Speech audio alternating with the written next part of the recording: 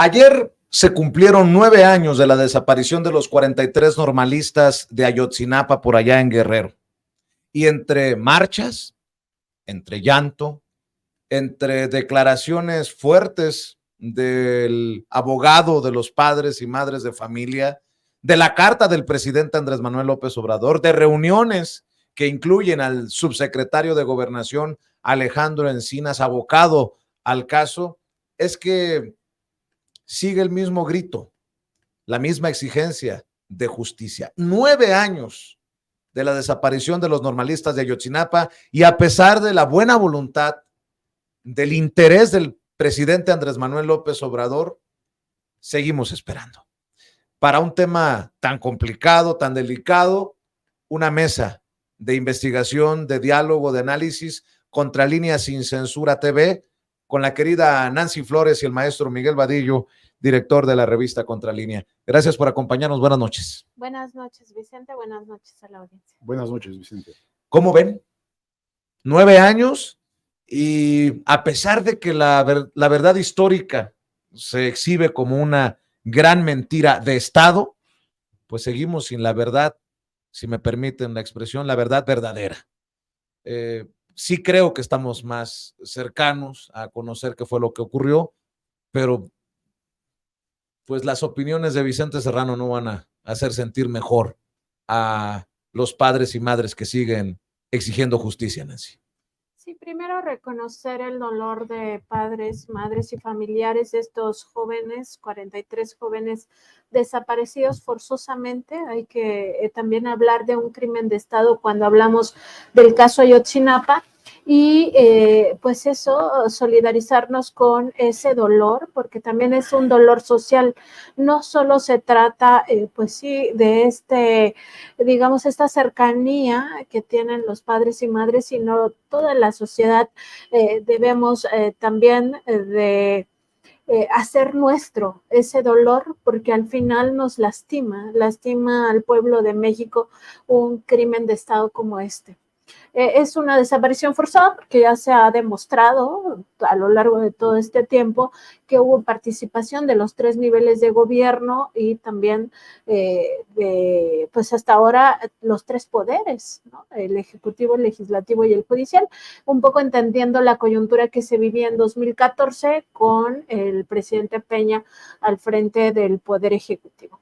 Y pues reconociendo ese dolor, por supuesto que se entiende toda manifestación de rabia, de desesperación, sobre todo si nos fijamos que ya al presidente López Obrador le falta un año y que ha sido muy complejo y muy difícil trabajar sobre este tema porque desde las primeras horas en que ocurrieron estos hechos se empezó a digamos, tergiversar la realidad, a manipular las escenas del crimen y sobre todo a desaparecer pruebas y desaparecer testigos.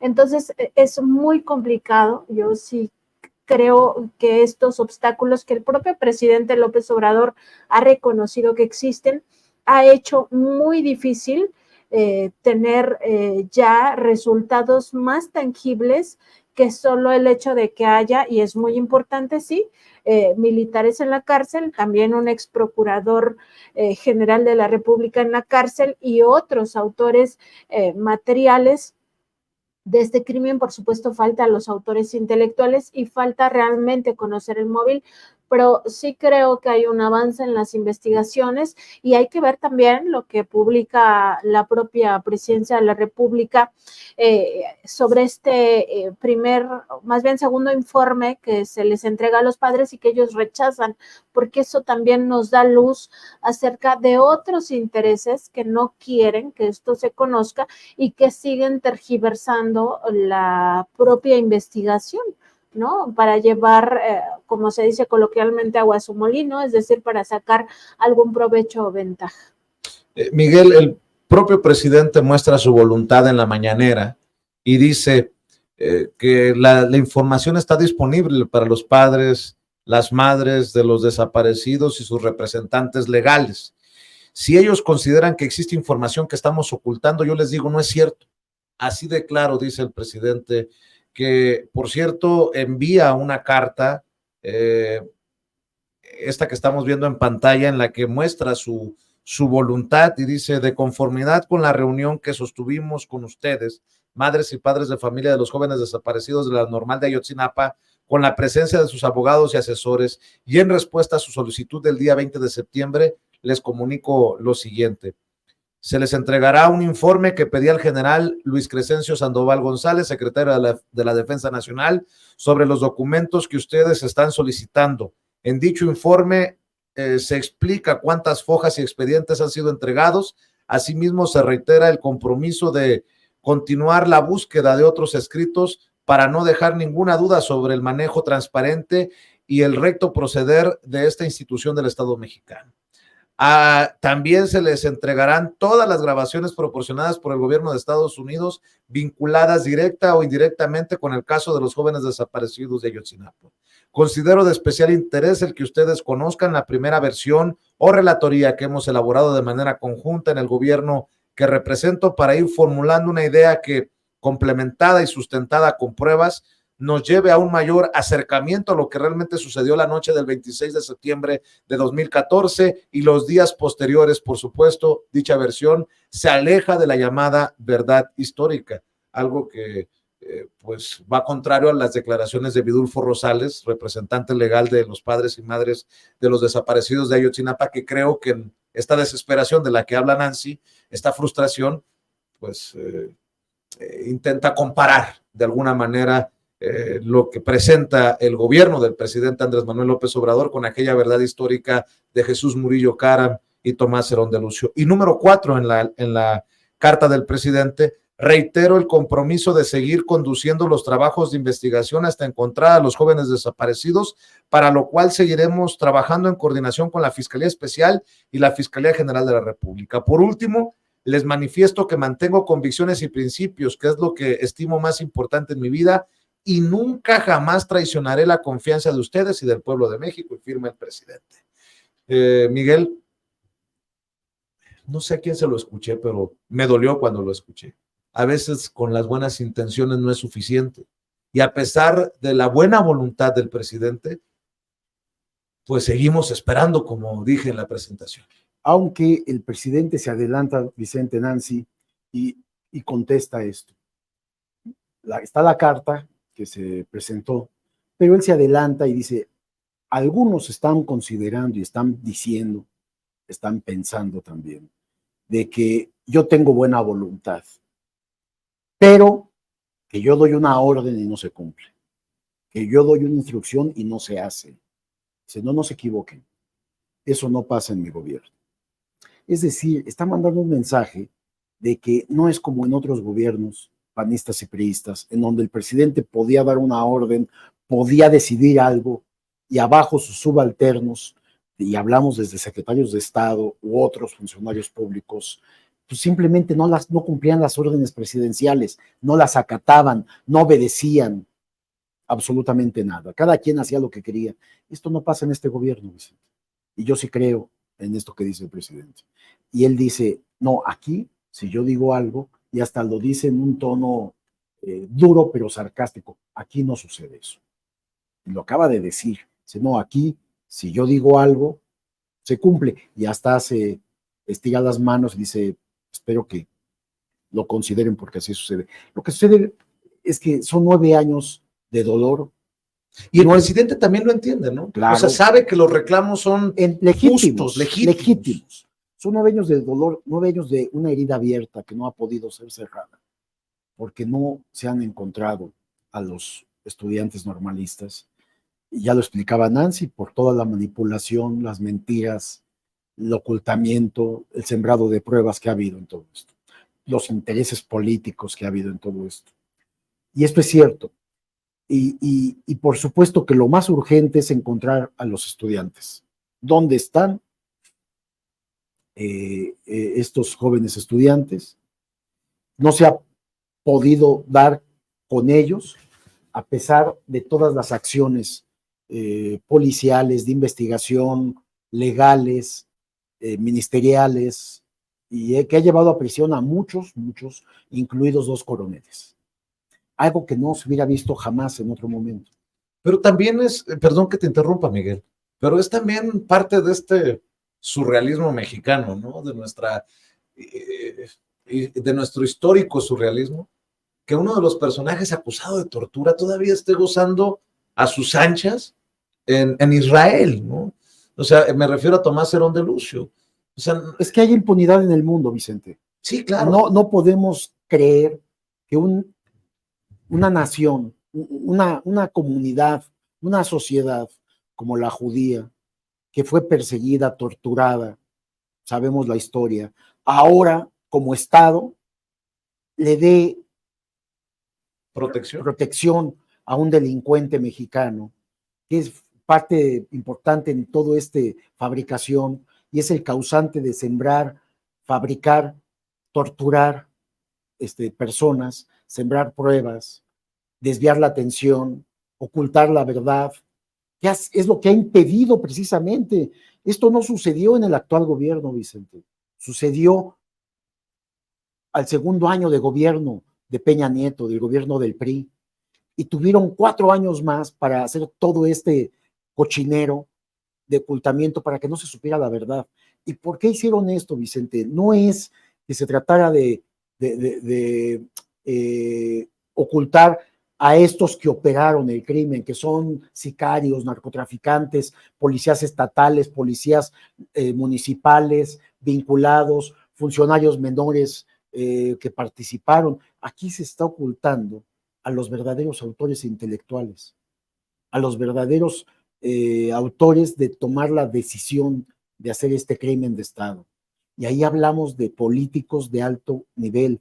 Cuando tú ves que un procurador general de la República está encarcelado por este hecho y sigue guardando silencio, esto no apunta sino que a otros funcionarios a nivel de secretarios de Estado y del propio presidente de la República en ese momento, que era Enrique Peña Nieto. Eso es lo que puede estar imposibilitando de llegar hasta ellos, ocultando evidencias. Y no se ha podido, o sea, no encuentran los restos, porque si encuentran los restos podrían llegar más arriba en la escala política de quién tomó la decisión, quién aceptó, quién encubrió, más allá de un procurador general de la República, que un procurador como ahora el fiscal están a niveles de los secretarios de Estado. Claro. Aunque sea autónoma en este caso del actual fiscal, en aquel momento no, porque dependía, a diferencia de hoy, dependía totalmente el procurador Jesús Murillo Caram del presidente de la República. Yo digo que estamos más cerca de conocer la verdad, la verdadera verdad. Lo digo con sarcasmo, con ironía dolorosa, por lo de la verdad histórica. Por la honestidad del presidente en su interés, en su voluntad de esclarecer esto. Pero ¿dónde estamos parados? Si podemos evaluarlo, Nancy, Miguel, ¿dónde estamos parados? ¿Qué tan cerca? ¿Qué tan cerca es cerca? Porque también se han ido de México los miembros del grupo interdisciplinario de expertos y se van, dicen ellos, frustrados porque chocan con pared, de acuerdo a las declaraciones, y esto ya pasa en este sexenio. ¿Dónde estamos? ¿O estamos en un laberinto que nos regresa siempre al punto inicial? ¿O dónde estamos? La pared con la que se dice que se choca, Vicente, la que tú mencionas, es la pared militar. Es donde vemos que sigue habiendo para los propios padres, para sus asesores, su abogado Vidulfo, es donde dicen, junto también con estos expertos investigadores que ya se fueron, todos ellos sostienen que es ahí donde no pueden avanzar, que es ahí donde se están ocultando evidencia, que es ahí donde se ocultan videos, audios, grabaciones, porque se está protegiendo a ciertos militares, y ahí los militares no tienen otro nombre más que el exsecretario de la Defensa, Rafael Cienfuegos.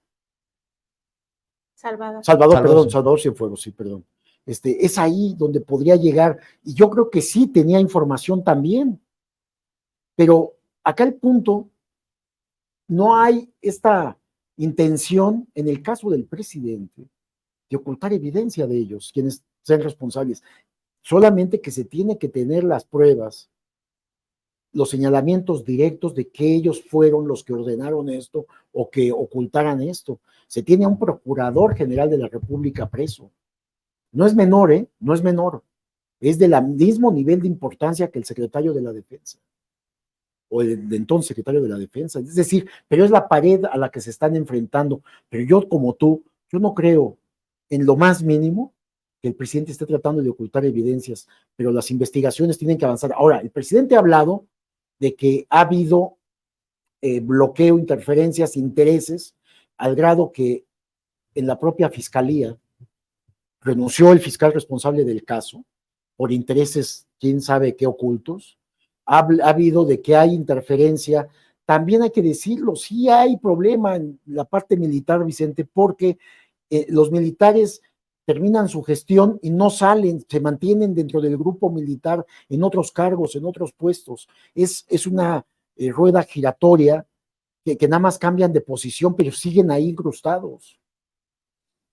Pero con mucho poder.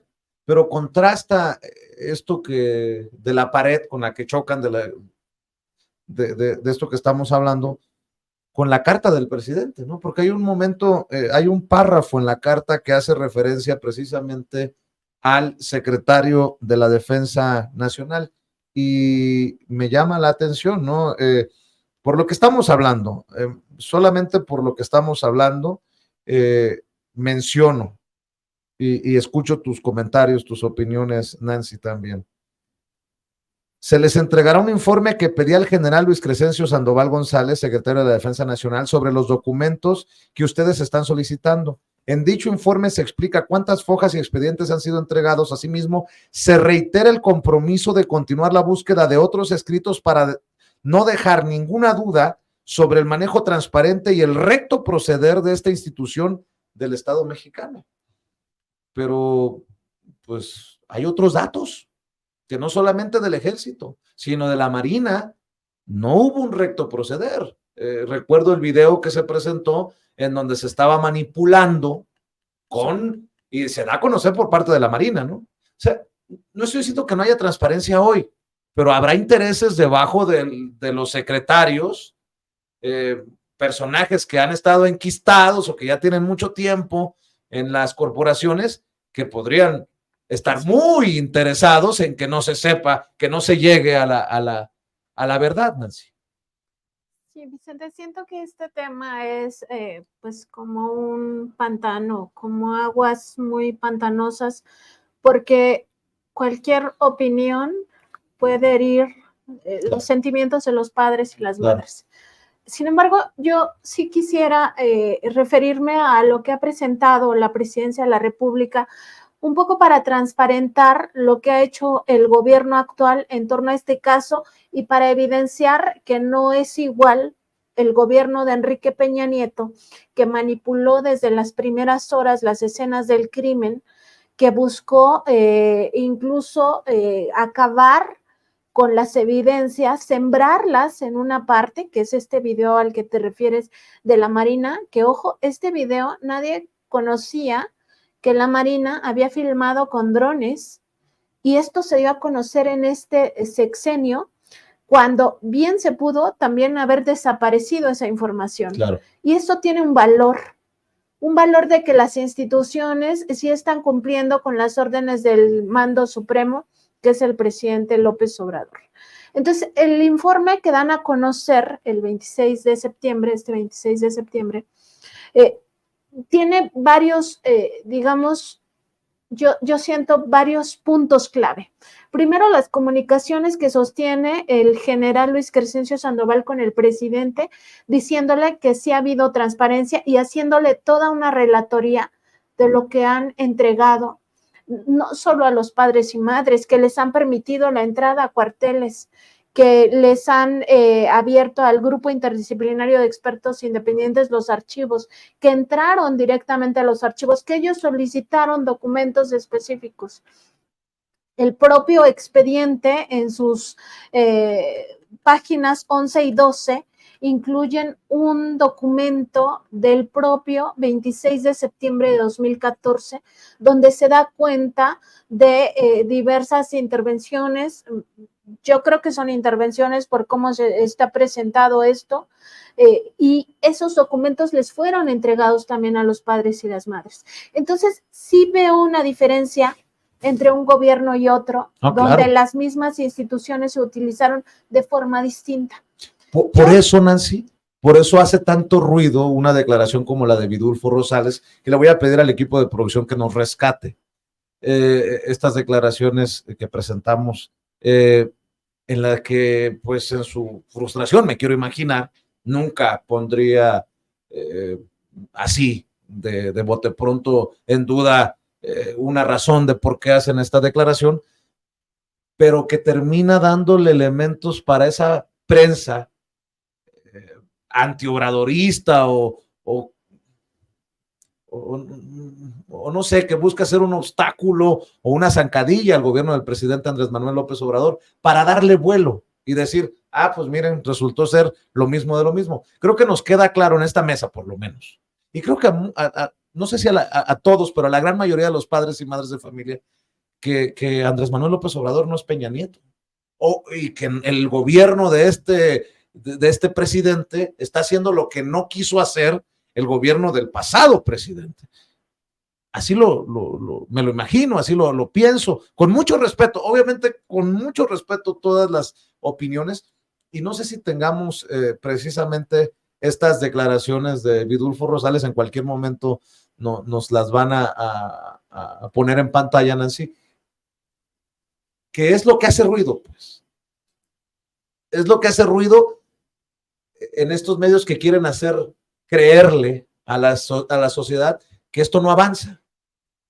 Pero es ahora sí que lo tomo como nuestra responsabilidad como medios independientes de decir, pues sí, precisamente lo que estás diciendo tú, claro que avanza y claro que son diferentes y claro que hay muchísima más transparencia y claro que, ¿no? Por ahí va la cosa, creo. Es una interpretación y hay que entenderla desde el lugar en la que se da. Es una interpretación que hace el abogado que ha acompañado a los padres y madres y ha tenido un desgaste también, incluso, digamos, un desgaste humano, un desgaste sentimental, un desgaste emocional, psicológico incluso, que ha sido sometido además a vigilancia. En algún momento se hizo pública una conversación privada que no debió de haberse grabado, pero se hizo, ¿no? Este espionaje del que fue sujeto él y también miembros del GIEI, donde se le exhibía por haber pues hablado mal de los padres y madres, y en aquel momento esos medios que ahora le apapachan lo lincharon, ¿no? Tampoco hay que olvidar todo este trayecto de desgaste del abogado, y desde ese lugar él interpreta un retroceso a la mentira histórica.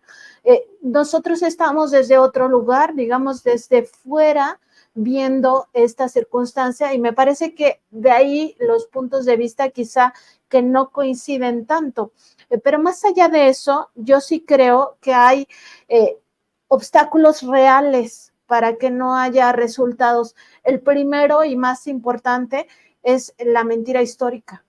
O sea, esta tergiversación de los hechos, manipulación de las escenas, robo de evidencia, manejo ilícito de las cosas, todo eso es un primer momento que necesariamente obstaculiza conocer la verdad, y quién sabe si algún día la conozcamos a cómo vamos a estas alturas. El segundo momento tiene que ver también con este pacto de silencio que sí existe, y aquellos que querían hablar fueron silenciados, los mataron. Hay muchos testigos que fueron asesinados y los que están vivos no rompen el pacto, porque eso ya se sabe a estas alturas que no se ha roto el pacto, a pesar de que se creía que ya, seguramente lo que se dijo fueron mentiras hace un mes, en julio, o mes y medio. Y lo otro incluso esta rebelión a la que ya se hace referencia a Miguel Vadillo, rebelión al interior de la Fiscalía General de la República, porque no solo fue el fiscal de la UEILCA que renuncia y además hace un escándalo al momento de renunciar, pero luego se tienen más informaciones de que ministerios públicos renunciaron, pero de que además no querían actuar contra ciertos personajes, sobre todo lo ligado al ex procurador general de la República, Jesús Murillo Caram. Entonces, son situaciones que es muy difícil sobrepasarlas o que no te afecten en la investigación actual. Vamos a ver y escuchar lo que dijo Vidulfo Rosales, que yo digo que poca vergüenza de los medios que retoman solamente esto y que se olvidan del caso Ayotzinapa todo el año, ¿no? Los otros 364 días del año. Vamos a ver, escuchar. No, pues es la misma reunión, es incluso peor porque ahora agregan un elemento más.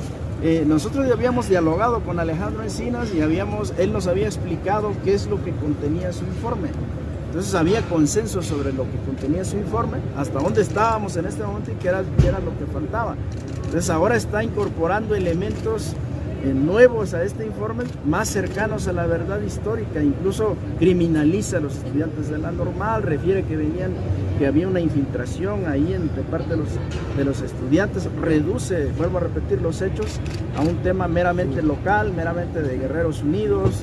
La responsabilidad radica principalmente en Guerreros Unidos, dejando por fuera toda la responsabilidad de las autoridades. ¿Cuál es su Bueno, dice, estamos peor, dice, por lo que se agrega al informe en el que más o menos estábamos de acuerdo a Vidulfo Rosales, el representante legal de los padres y madres de los desaparecidos de Ayotzinapa. Dice que se busca criminalizar a los jóvenes, que se reduce esto a solamente lo de Guerreros Unidos, pero también es importante este punto, porque ya el presidente dice, aquí está lo que nos manda Estados Unidos. Todas las grabaciones que puedan existir en este monitoreo que hacían las autoridades de el teje y maneje del narcotráfico, esta ruta Chicago-Iguala o Chicago-Guerrero.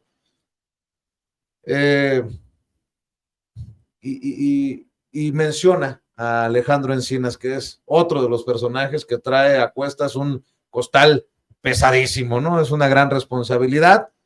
Cada quien habrá de presentar su evaluación de lo que se hace o lo que no se ha hecho en torno a este caso, pero bueno, ahí están las declaraciones de un Vidulfo Rosales que en su desesperación dice, estamos más cercanos a la verdad histórica ahora que antes. Sí, es excesiva esta afirmación del abogado, no hay la menor duda. Quienes hemos seguido este caso desde hace 9 años, y digo, es excesiva, pero sin embargo, yo te diría que justificable, Nancy, Vicente, porque él es el abogado de los padres víctimas de los 43 estudiantes normalistas. Él está en su papel, les diría yo. Uh-huh. Él se excede en sus declaraciones, exige justicia, dice no han hecho nada, están igual que antes, están igual que los priistas, que en su momento fueron los que cometieron este acto. Por eso se dice es un crimen de Estado, significa que participaron autoridades de todos los niveles de gobierno. De tal manera que él dice, pues están igual, porque ese es su papel como abogado, exigir justicia, porque como bien sabemos, en 9 años, 4 del priismo, 5 del actual gobierno, no sabemos dónde están. Sí, entendemos los que damos seguimiento a este caso y hasta lo investigamos, que sí hay un avance, porque además hay voluntad política, hay decisiones que se han acatado, y esto es lo que ha llevado a tener a muchos presos, incluido un procurador general de la República, un fiscal responsable como Tomás Herón, que tiene que estar prófugo porque tiene órdenes de aprehensión hasta por tortura, encubrimiento y otros delitos. Hay 20 militares presos, entre ellos 2 coroneles. En fin, sí hay acciones. No se ha dado con los estudiantes, esto es cierto también. Entonces el abogado tiene que salir a exigir, encuentren a los estudiantes. Y de ahí, pues, los excesos que podamos considerar en sus declaraciones, yo digo que estos son justificables. No pueden ser parte de la realidad, si haciendo un análisis duro de las cosas, pero pues es el abogado de los papás. Claro. Los padres no aceptan el informe, los padres aconsejados por sus asesores y sus abogados. Cuando dices, pues, ese informe es con informaciones que ya lo tenemos, bueno, eso es lo que hay. Ahora, hay algo que nos perdemos de vista, yo no lo he escuchado en lo absoluto. ¿Acaso no entendemos que esto sucede en el segundo año de gobierno de Peña Nieto y tuvieron 4 años no solamente para manipular, para sembrar, para torturar, para asesinar a los que estuvieron involucrados, también para desaparecer los expedientes, desaparecer grabaciones? Nadie dice esto. ¿Por qué no se dice? Pues hubo desde los militares, desde los expedientes, los informes, las entrevistas, las grabaciones en la Procuraduría General de la República, de los fiscales. Entonces, ante el propio CISEN en su momento, pues han desaparecido los expedientes una vez que salieron, porque sabían que eso los comprometía y borraron huellas, borraron expedientes, borraron información que era importante para el caso. Es decir, actuaron los funcionarios del gobierno anterior para ocultar cualquier evidencia que los involucrara. Por eso no se ha dado con los responsables, tanto intelectuales como los materiales, y con toda la información que se desea tener, que se busca tener. Y hoy sabemos que el general, el secretario de la Defensa, pues dice, ya entregamos todo, le informan al presidente. Dice el presidente, pues ya entregamos todo. Yo no dudaría eso, o sea, porque también en 4 años del sexenio del PRI, pues ocultaron todas esas evidencias y las desaparecieron, literalmente quemaron información. O sea, cuando dicen ya entregamos todo, no necesariamente es estamos escondiendo algo, sino porque es lo que hay. Es lo que hay. Entonces yo así lo entiendo, Vicente. Y eso también el abogado y los asesores tendrían que explicar a los padres, ¿no? Por supuesto, nadie puede negar la exigencia, el malestar y el reproche a este gobierno inclusive, y por supuesto al anterior. Claro. ¿Qué hacen los padres?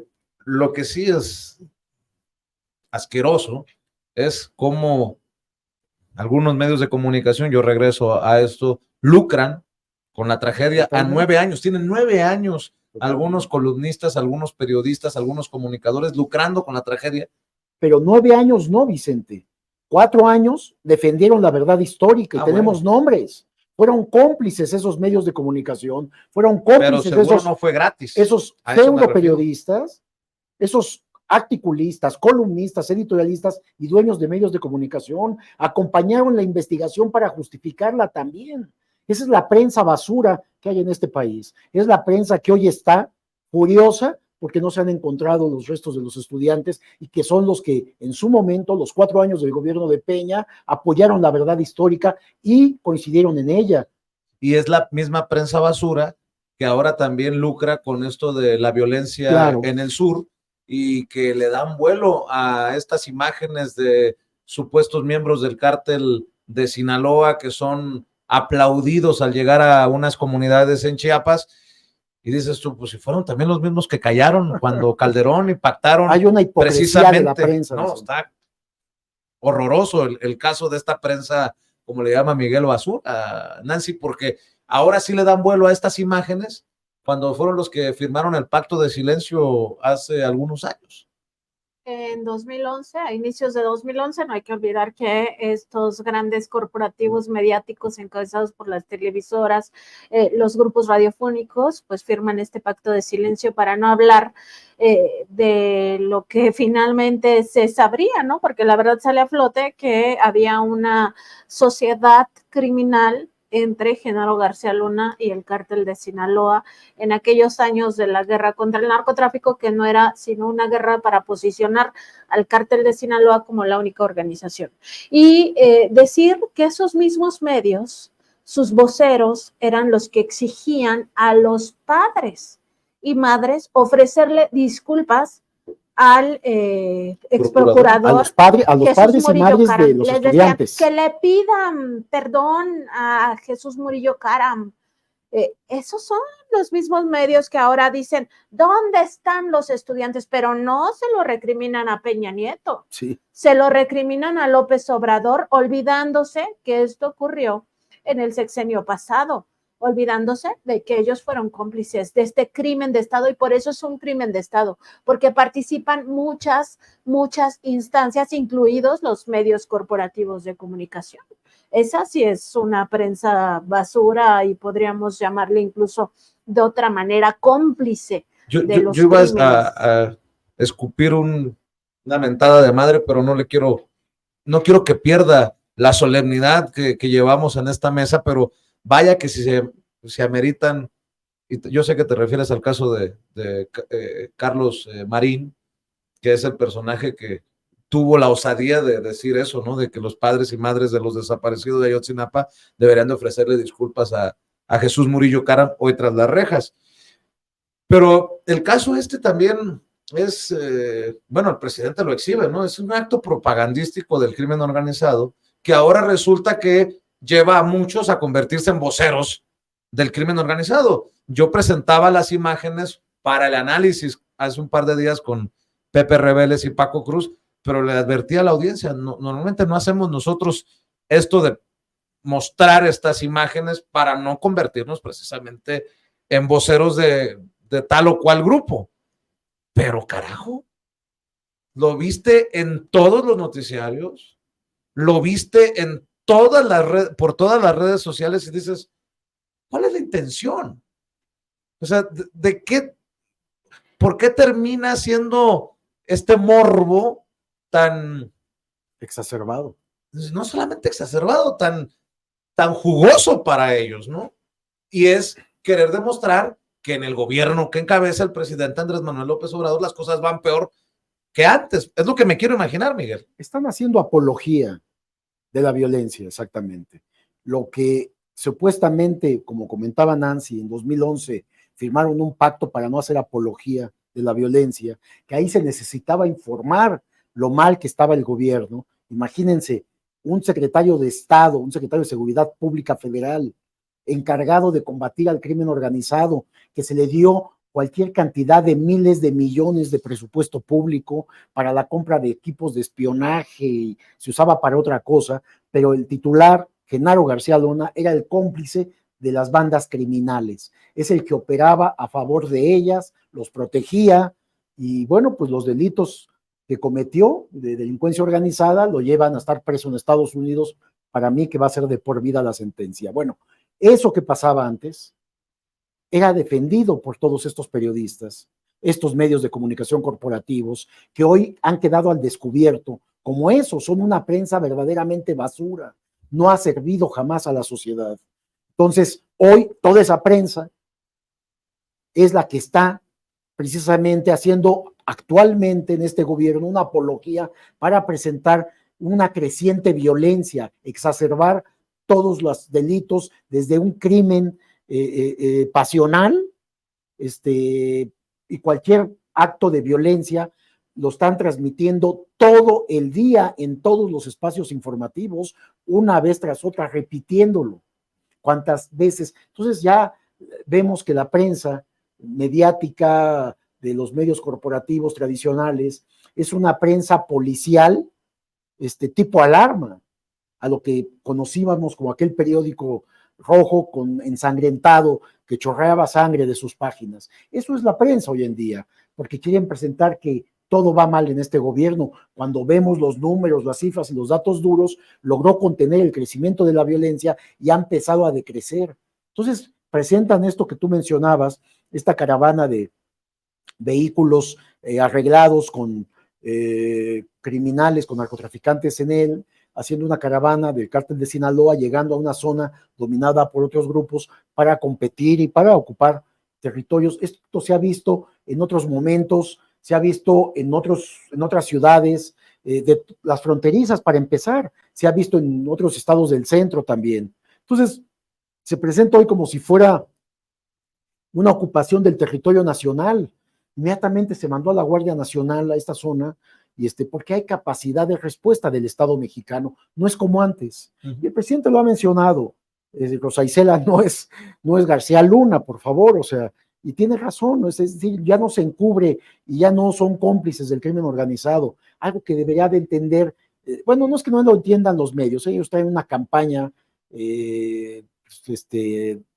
desinformadora, manipuladora de todo lo que está sucediendo. Y nos corresponde a los que nos asumamos, ¿no?, en un papel honesto de exhibir esta prensa basura de la que habla Miguel Nazi, porque además no debería de sorprendernos, no es la primera vez.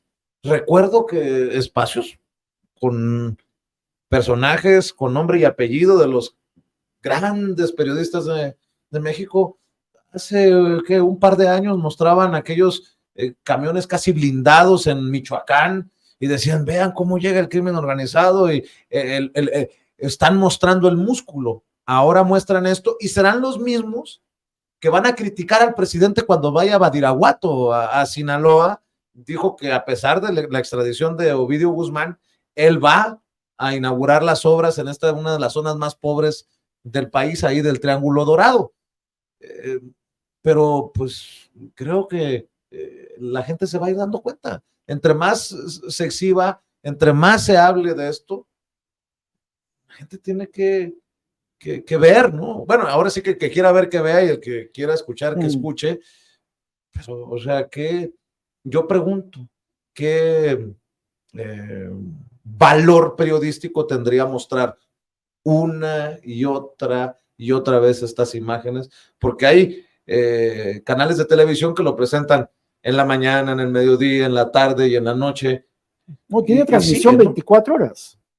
Sí, se aplica esto de esa máxima de yo no tengo amigos, tengo intereses, pero en ellos es yo no tengo interés periodístico si no tengo intereses, ¿no? Y pues este ejemplo que ponías en torno a la figura del presidente López Obrador y que va a ir a inaugurar este camino que se hizo en Badiraguato, nada más recordar pues un poco las contradicciones en las que caen precisamente por navegar en intereses y no en una línea editorial real, ¿no? O sea, con interés periodístico verdadero, porque no hay que olvidar que el discurso previo a al juicio de Genaro García Luna era que el gobierno de la 4T era aliado de los cárteles del narcotráfico y su evidencia, gran evidencia que tenían periodística según ellos, era la foto del presidente saludando a la mamá de Joaquín Guzmán Loera, alias el Chapo Guzmán. Y eso era su discurso, ¿no? Después viene lo de Ovidio, ahí está, ¿no? El presidente se dobla ante el cártel porque además el presidente sí es socio del cártel de Sinaloa, decía. Y después ya agarran a Ovidio, ¿no? En esta, digamos, suerte de que siguieron investigando hasta que por fin agarran a Ovidio y entonces dicen, no es Ovidio, presidente, no es Ovidio, decían, ¿no? Claro, primero decían, ese no es Ovidio, bueno, ya se confirma que sí es Ovidio y está retrasando la extradición porque no lo quiere entregar a Estados Unidos. Y ya se entrega a Estados Unidos. ¿Por qué se le extraditó de forma fast track? O guardan silencio. La otra es bajar la noticia. Como lo hicieron con Genaro García Luna, ¿no? Y ya lo extraditan, entonces el presidente tiene miedo. ¿Pero cómo? No empezamos al inicio del sexenio con un discurso de que era socio y ahora les tiene miedo. O sea, ese es parte de las contradicciones en las que caen precisamente porque no actúan con los principios éticos del periodismo, sino actúan con sus intereses de grupo. Entonces, o sea, hay que entender esto. Y lo otro que decías, Vicente, de que se tiene que fiscalizar a la prensa, es que sí, pero también eso lo tiene que hacer el pueblo, la sociedad o como querramos llamarle a la gente. ¿Por qué? Porque los medios de comunicación y los comunicadores, periodistas, reporteros, lo que seamos, comunicadores en general, no somos dueños del derecho humano a la información. Todas las personas tienen ese derecho humano Y por tanto, si los medios se supone que son herramienta para ejercer ese derecho humano, entonces deben de estar a la libre disposición de que la sociedad los fiscalice. Punto. O sea, de eso se trata.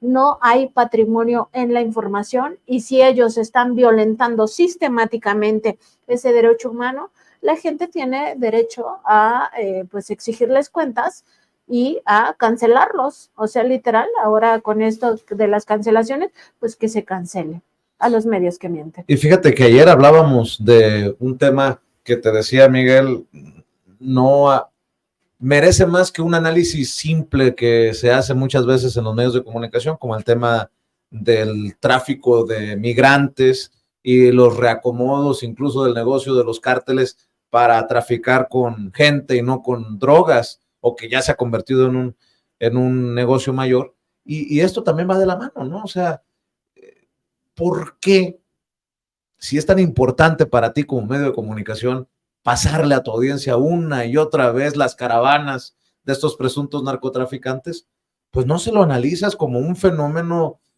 social, un fenómeno, no, o sea, todo lo que, o sea, hacer una verdadera chamba. O sea, ¿qué está pasando? ¿Por qué sucede? ¿Por qué sucede? ¿Por qué aplauden? ¿Están siendo forzados para el video? ¿O están genuinamente recibiendo a estos miembros de tal o cual cártel? Creo que va de la mano de lo que platicábamos también en la mesa ayer, Miguel. Sí, claro, o sea, vemos una serie de informaciones que los medios, como dice Nancy, plagados de intereses económicos y ahora políticos, ¿no? Porque quieren que pierda, que no haya continuidad de esta transformación del país, quieren regresar a las mismas corruptelas del pasado y quieren que regresen las miles de millones que les daban los gobiernos priistas y panistas. Entonces están tan enojados que son capaces de todo es de todo, y entonces olvidan estos procesos realmente del trabajo, del periodismo, ¿no? Investigar los fenómenos sociales, por qué están sucediendo, más que estar transmitiendo imagen tras imagen que no te lleva a nada, pero sí quieren meter en la mente de las personas que la violencia ya es desbordada, ya ha desbordado al gobierno mexicano, a las autoridades, y que ya no hay más que hacer. Por eso se necesita un cambio, dicen ellos. Y lo dicen, no solamente lo presentan, sino que en sus mesas de análisis lo comentan uno tras otro, ¿no? Aunque la realidad, aunque ellos estén topándose con la realidad es otra. Y cuando vemos los niveles de aceptación de este gobierno en el grueso de la población, no hay más que hacer. Podrán seguir diciendo mentiras, podrán seguir manipulando la información, desinformando, las famosas fake news, pero no van a avanzar. La gente, si antes no había credibilidad en la prensa, hoy la prensa es cero credibilidad actualmente. Y ni con estas imágenes la prensa, la sociedad se engancha, Vicente. Por más que las repitan, ya tú decías mañana, tarde y noche, yo te digo cada segundo, cada hora están transmitiendo, porque hay espacios noticiosos de 24 horas. Entonces, cada espacio, cada media hora están con lo mismo. No hay investigación, no les interesa. Lo que quieren es desinformar, manipular y atacar lo que se está haciendo en bien del país. Y para cerrar ya en la recta final, propongo que hagamos un conteo diario. Un día, una semana, 70 días. Y Marcelo a punto de irse a Movimiento Ciudadano. Se ríe Miguel, pero ayer precisamente comentábamos, Nancy, que Marcelo está aferrado en hacer que Miguel algún día diga, se los dije, tenía la razón.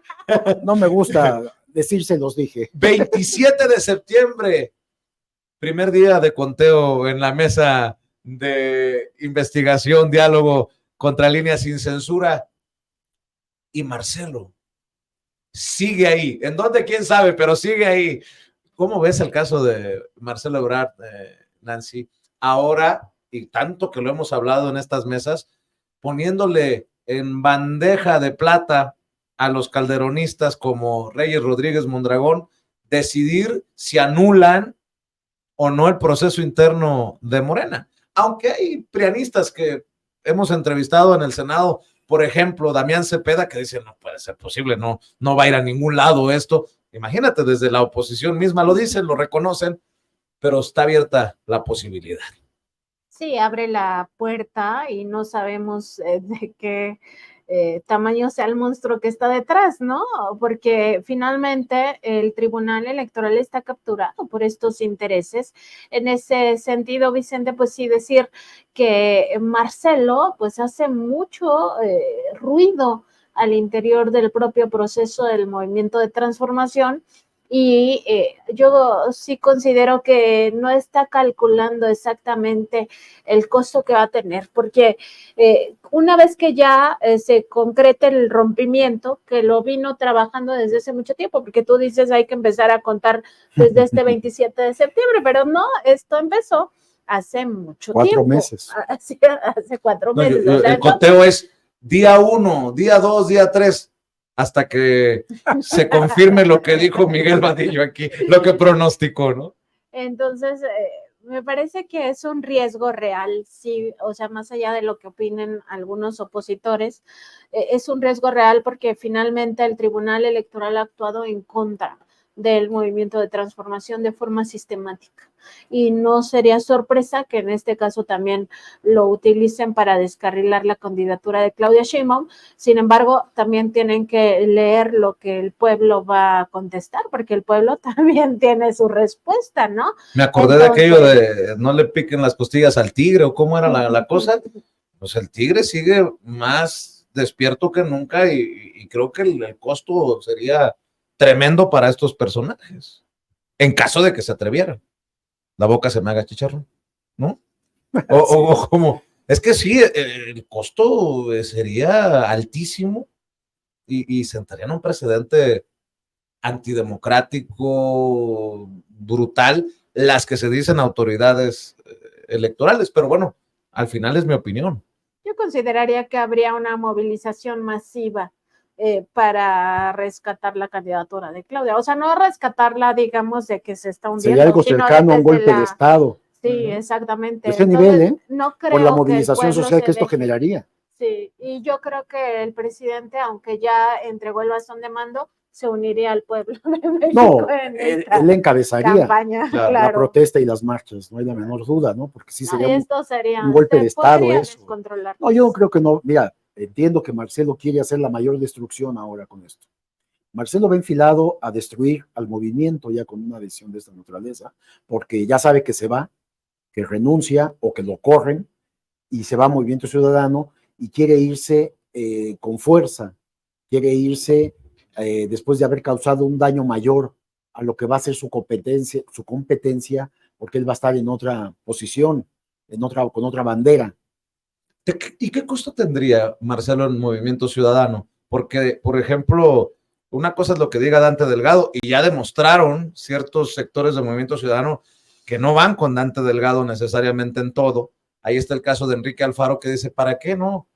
Hay talento en Movimiento Ciudadano cuestionado o en referencia al tema de Marcelo Ebrard, y bueno, reconociendo, por ejemplo, la figura de Samuel García. No me quiero ni imaginar también como gerente que es o dueño del Movimiento Ciudadano, lo que se tenga que hablar o negociar con estos personajes que ya se la creen, ¿no? Por ejemplo, el gobernador de Nuevo León, de bájate mi rey porque va Marcelo, o ni te metas Enrique Alfaro porque le vamos a apostar a un externo. No lo sé, hay algún costo, me imagino, también en eso. Sí, es un costo alto, no hay la menor duda. Marcelo se convertiría, ya se ha dicho, pero ahora sí, toda la base social del presidente, ya no de Morena, es que la base social del presidente va mucho más allá de Morena. La base social del presidente, entonces sí, lo acusaría, que estamos hablando del 70% de la población, de traidor, de ambicioso vulgar y de buscar el poder por el poder sobre los intereses de la sociedad. El costo para Marcelo es muy alto.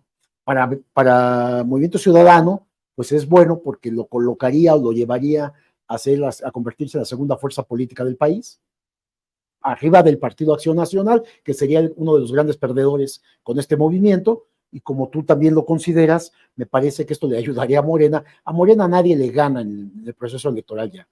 ni Marcelo, ni Movimiento Ciudadano, ni el PAN. Es más, ni Marcelo con Movimiento Ciudadano y apoyado inclusive por PAN, PRI, PRD, considerando que esta Xochitl Gálvez no levanta y al contrario cada vez se hunde más, todos aliados no le ganan a Morena, Partido Verde, Partido del Trabajo.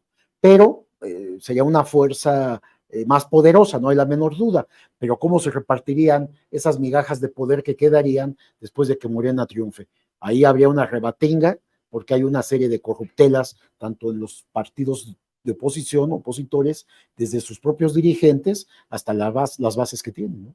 No me gusta hablar de los que ya no están, pero Marcelo va que vuela a terminar tristemente como Porfirio Muñoz Ledo, solo como ejemplo, ¿no? Porfirio, que una de las mentes brillantes. A diferencia de Porfirio, que Porfirio era un talento político, finalmente, cometía cualquier cantidad de tropelías, pero sí era un talento político, lo que no es Marcelo por lo que ha hecho. Como en el gustado segmento del presidente, no lo digo yo, lo dice Miguel Vadillo. Mi querida Nancy, reflexión, comentario para cerrar esta mesa ya a punto de llegarse la hora de esta conversación sin censura y con contralínea. Pues hay que estar atentos a todo el caso Ayotzinapa, lo que vaya a generarse de informaciones en los próximos días, que seguramente habrá reacciones por esta transparencia en torno al reporte, este informe que se genera por dos vías, una es el Ejército y otra es la COBAG, ¿no? Esta comisión que se crea dentro del poder presidencial para encontrar la verdad, entonces hay que estar muy atentos. Y del otro tema, pues sí, del tema de Marcelo, pues sí reconocer que ya es el total rompimiento y que queda en segundo lugar él, además, pues muy exhibido, ¿no? Como en una especie de cuarta transformación ya muy domesticada o muy hacia la derecha, ¿no? Entonces yo creo que Marcelo pues no va a ganar, evidentemente, aunque quiere estar en la boleta. También al pendiente de las grabaciones, estas grabaciones que entrega Estados Unidos, por ahí podríamos tener más elementos y hasta sorpresas, Miguel. Sí, y hay que decir, en el caso de Ayotzinapa, que es lo que en este momento se conmemora 9 años de esta tragedia, un abrazo muy solidario con los padres, que son las víctimas que tienen que enfrentar 9 años de la desaparición, el secuestro y desaparición forzada de sus hijos. Solamente ahí me quedo, no quiero decir nada más, un abrazo afectuoso y con mucho dolor, lo decimos, Vicente. Y que yo también espero que las opiniones que honestamente se vierten aquí en Sin Censura no generen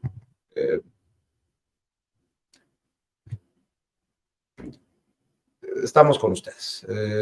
Creo que esa es la forma de definirlo. Estamos con ustedes, de su lado, en la mesa histórica, porque todos aquí en esta mesa queremos justicia y queremos que de alguna manera vaya sanando esa herida con la verdad, con la aparición de sus hijos, de sus hermanos.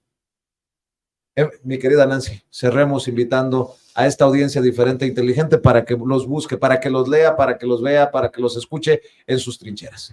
Sí, estamos en www.contralinea.com.mx, además en Facebook, Twitter, Instagram, YouTube y TikTok como Contralínea, en Spotify, iBooks y Apple Podcast como Contralínea Audio. Los invitamos a que se suscriban a estas redes sociales. Además estamos en nuestro programa de lunes a viernes a las 10 de la mañana por el canal de YouTube y de Facebook, y también a la 1 de la tarde, lunes, miércoles y viernes en nuestra mesa de contradebate, por supuesto también aquí en Sin Censura a las 8 de la noche de lunes a viernes.